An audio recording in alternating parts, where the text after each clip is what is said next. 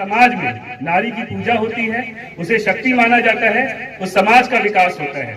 और जो समाज उसको तिरस्कृत करता है, बेइज्जत करता है, ये मान के चलिए उस समाज का विनाश तय है। ये तब से लेके आज तक हमारी मान्यताओं में है। हमारे देश में शक्ति पूजा होती है। नवरात्रे वर्ष में 2 बार रखे जाते हैं। इसका महत्व यही है हमारी संस्कृति में और आज के समय में महिलाओं को सम्मान के लिए इस तरीके के आयोजन की आवश्यकता ना पड़े। जो हमारी आधी आबादी है उसका जो अधिकार है वो उसको मिले। इसी के तहत प्रशासन व पुलिस मिलकर आने वाले समय में जो विशेष मुहिम चालू कर रही है जिले में, उसमें प्रथम है सेफ्टी वॉक।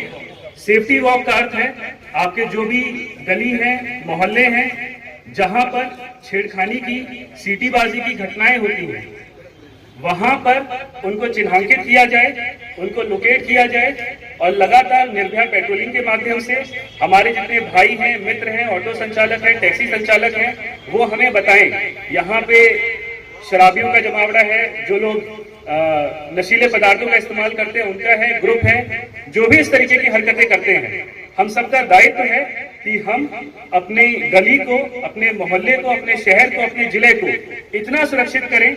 जैसा कि मुझसे पहले जो वक्ता थी उन्होंने कहा था कि 12 बजे हो, 2 बजे हो, महिला यदि अकेली भी जा रही हो तो भी उसको सुरक्षित महसूस होना चाहिए। और यदि हम ये नहीं कर पाते हैं तो पूरे जिले का जो पुलिस अमला है वो फेल हो जाता है। क्योंकि अगर महिलाएं सुरक्षित नहीं है, अगर महिलाओं को ये लगता है कि इस गली से वो गुजरेंगी, उनके साथ कोई छेड़खानी हो सकती है, तो आप सब संपूर्ण तरीके से विफल होते हैं। इसके बाद हमारे द्वारा डेडिकेटेड व्हाट्सएप हेल्पलाइन नंबर दिया गया है। इसमें जो बच्चियां हैं, आप हैं, अपनी लाइव लोकेशन शेयर कर सकते हैं और जब भी हमें ऐसी कोई लोकेशन प्राप्त होती है, पुलिस तुरंत वहां पे पहुंचेगी और अगर कोई छेड़खानी कर रहा है तो उस पे आगे विधि अनुसार कार्रवाई करेगी। हमने इस नंबर का नाम सखी नंबर रखा है। इस नंबर को आप सभी से आग्रह है कि आप इसको अपने मोबाइल में सेव करें। जितने लोग व्हाट्सएप इस्तेमाल करते हैं, नॉर्मल मोबाइल इस्तेमाल करते हैं, SMS या व्हाट्सएप के माध्यम से कहीं पर भी ऐसा कोई घटनाक्रम आपके सामने होता है तो कृपया करके हमारे संज्ञान में लाएं। नंबर है 992666।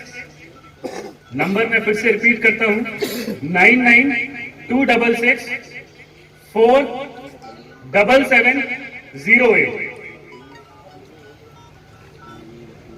मैं एक बार फिर रिपीट करता हूं, कुछ लोगों ने शायद नोट नहीं किया है। 9926647708। ये छतरपुर जिला पुलिस के द्वारा डेडिकेटेड व्हाट्सएप हेल्पलाइन नंबर है। ये इमरजेंसी के लिए भी है। महिला संबंधित कोई भी शिकायत है, कहीं पर भी आप सूचना दें, लोकेशन दें, पुलिस तुरंत इस पर कार्रवाई करेगी। आने वाले समय में प्रतिबंधक कार्रवाई भी इसमें की जाएगी। जो लोग ऐसे घटनाक्रम करते हैं, ऐसे दुष्कृत्य करते हैं, उनके खिलाफ, खासकर पिछले समय में एक व्यक्ति के खिलाफ जिला बदल भी हुआ है। शासन व पुलिस मिलके जो बच्चियों पे, बेटियों पे गलत नजर रखते हैं, उनके खिलाफ सख्त कार्रवाई होगी और घर भी तोड़े जाएंगे।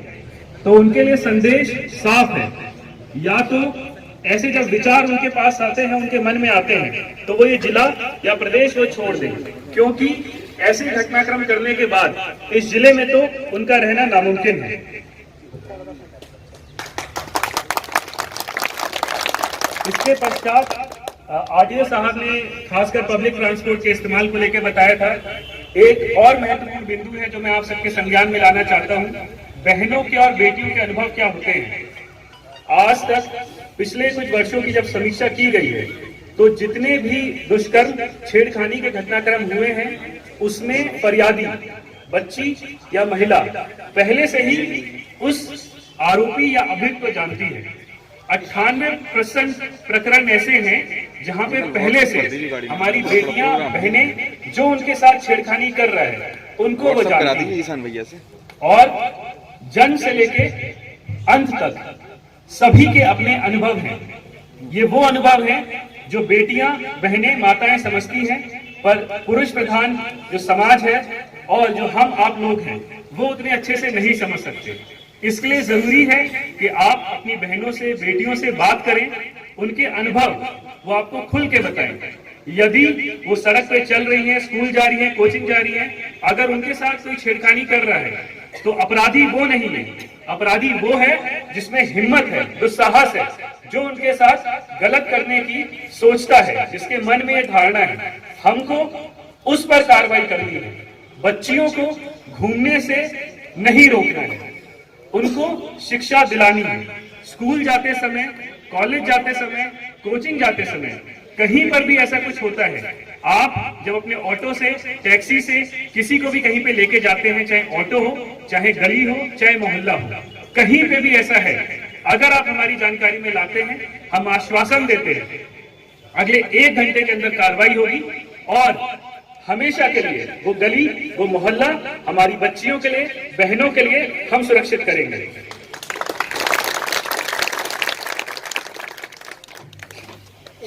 इस अभियान का मुख्य उद्देश्य है रोको टोको अभियान। इसमें जन भागीदारी सबसे ज्यादा आवश्यक है। पुलिस संख्यात्मक काफी कम होती है